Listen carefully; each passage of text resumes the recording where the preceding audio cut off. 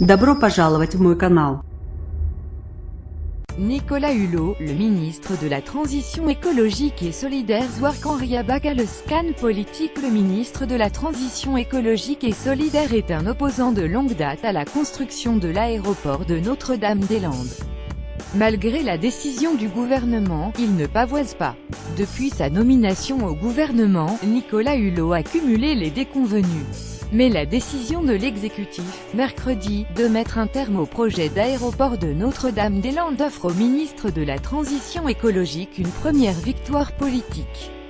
Interrogé jeudi dans le Parisien aujourd'hui en France, Nicolas Hulot préfère rester modeste. Je pense que ce n'est la victoire de personne aujourd'hui et comme tout le monde, j'aurais préféré qu'une solution qui fasse un large consensus se dégage d'elle-même.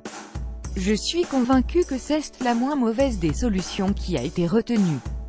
Je ressens du soulagement car il était temps pour tout le monde de décider, et de passer à autre chose, observe simplement le ministre.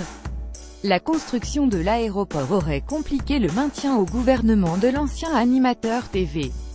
Mais lui jure qu'il n'a jamais cherché à influencer le gouvernement. Je ne voulais en aucun cas faire pression car j'estime que cela aurait été malsain.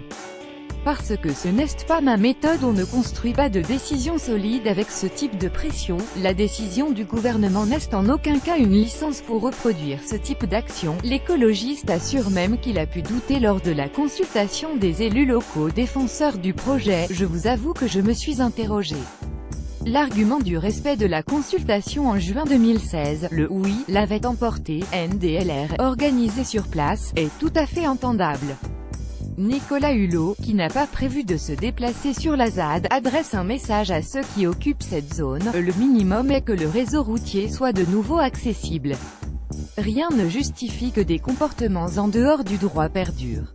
Ajoutant, à l'endroit des militants écologistes qui occupent d'autres ZAD à travers le pays, que la décision du gouvernement n'est en aucun cas une licence pour reproduire ce type d'action. Ceux qui voudraient en découdre doivent savoir que l'État ne tolérera aucune exaction ni aucune forme de pression, prévient encore le ministre. À voir aussi abandon de NDDL à quel prix ?